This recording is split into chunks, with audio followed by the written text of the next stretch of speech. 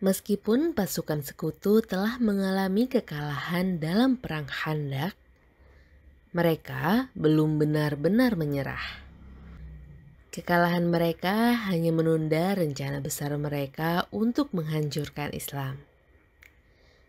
Kaum Quraisy dan suku-suku Arab yang masih memusuhi Islam memilih taktik baru, serangan-serangan sporadis. Serangan kecil yang dilakukan oleh kelompok-kelompok kecil secara mendadak dan terpencar.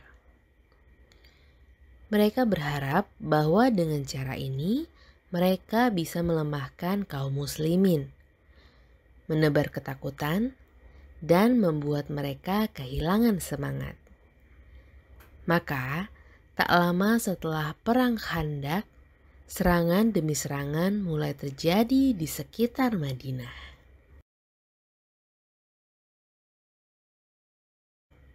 Suatu hari, sekelompok orang dari suku Fazarah datang berkendara unta ke dekat Madinah. Mereka tidak datang untuk berdagang atau berdamai, tetapi untuk merampas ternak kaum muslimin. Mereka berhasil mencuri unta-unta, menawan seorang wanita muslim dan segera melarikan diri dengan rampasan mereka.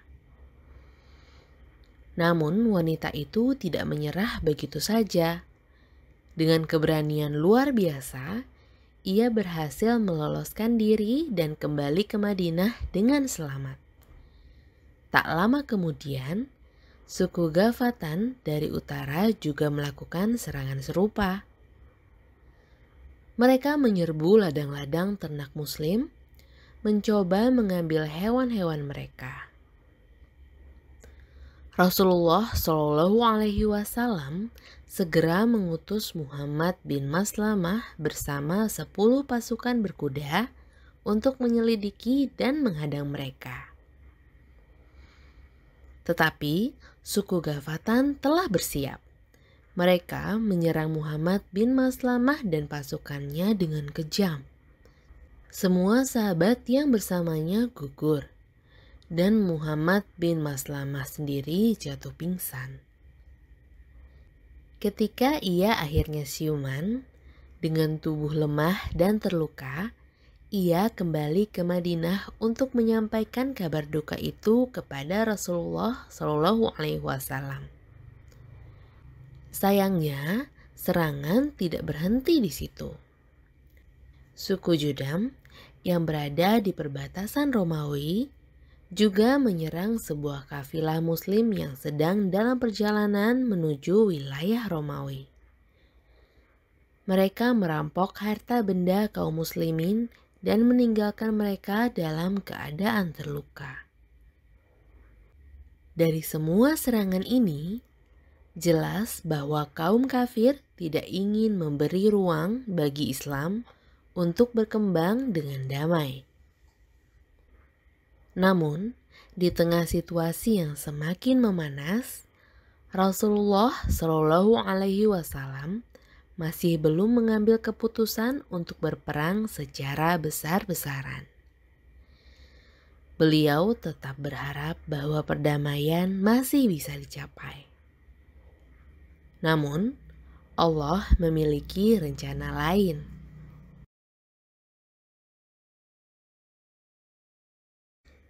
Di tengah ketegangan yang belum reda, Rasulullah Shallallahu Alaihi Wasallam menerima sebuah kasyaf atau penglihatan dari Allah.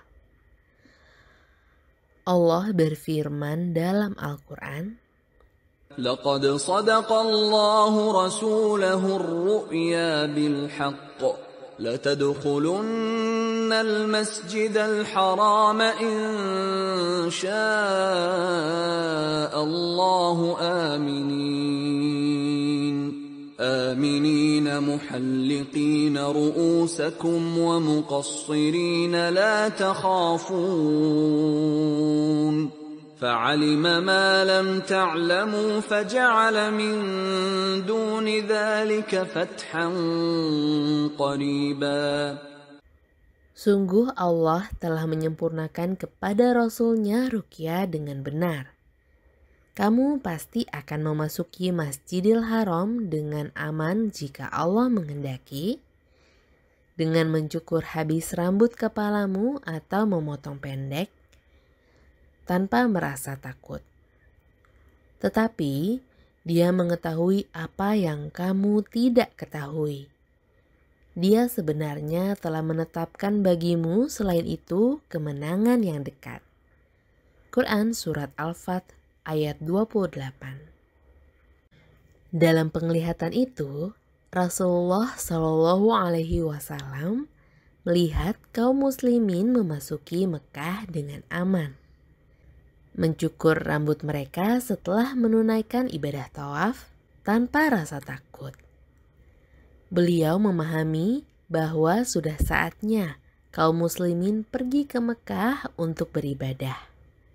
Maka Rasulullah Shallallahu Alaihi Wasallam mengumumkan kepada para sahabat, kita akan berangkat ke Mekah, tetapi tidak untuk berperang. Kita hanya akan tawaf di Ka'bah.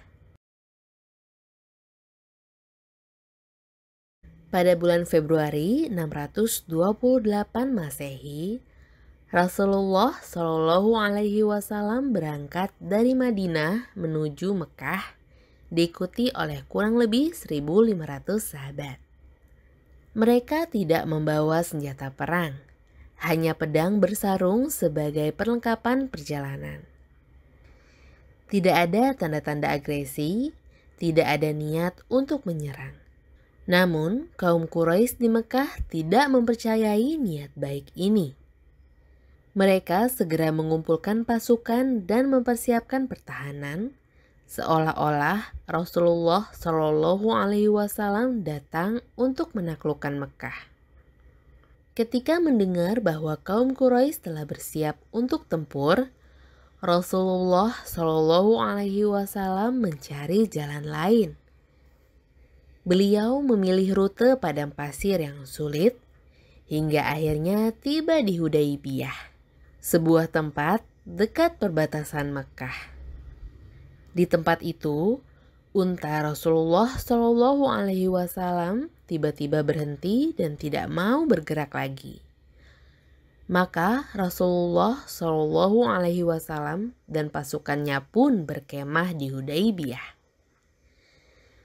Beliau kemudian mengutus beberapa perwakilan untuk berbicara dengan Quraisy, memastikan bahwa mereka hanya datang untuk beribadah, bukan untuk berperang. Namun, kaum Quraisy tetap tidak percaya. Setelah beberapa negosiasi yang panjang dan tegang, akhirnya sebuah perjanjian damai ditandatangani. Perjanjian ini mengandung beberapa poin utama. Pertama, kaum muslimin tidak diperbolehkan memasuki Mekah tahun ini, tetapi mereka boleh kembali tahun depan untuk tawaf selama 3 hari.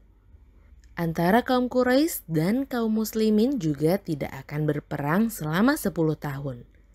Dan siapapun bebas untuk memilih akan bergabung ke pihak Quraisy atau kaum muslimin.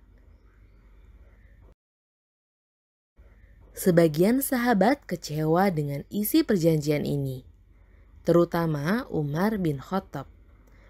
Umar merasa bahwa kaum muslimin berada di pihak yang benar dan tidak seharusnya menerima perjanjian ini.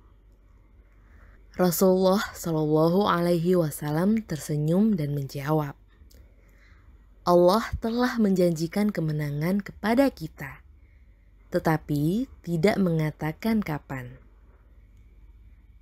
Apa yang tampak seperti kekalahan hari itu ternyata adalah langkah awal menuju kemenangan besar. Beberapa tahun kemudian, Quraisy sendiri yang melanggar perjanjian ini. Dan pada saat itu, kaum muslimin memasuki Mekah bukan hanya untuk tawaf, tetapi untuk menaklukkan kota itu tanpa pertumpahan darah. Rasulullah Shallallahu Alaihi Wasallam dan para sahabat menerima perjanjian yang tampak merugikan, tetapi pada akhirnya Islam justru semakin kuat. Meskipun kaum Quraisy terus memusuhi Islam, Rasulullah Shallallahu Alaihi Wasallam tetap berusaha menghindari pertumpahan darah selama mungkin, karena beliau yakin janji Allah selalu benar. Rasulullah Shallallahu Alaihi Wasallam yakin bahwa Allah akan memberikan kemenangan, meskipun jalannya tampak tidak sesuai dengan yang diharapkan. Perjanjian Hudaybiyah bukan kekalahan. Ia adalah awal dari kemenangan besar yang telah dijanjikan oleh Allah Ta'ala.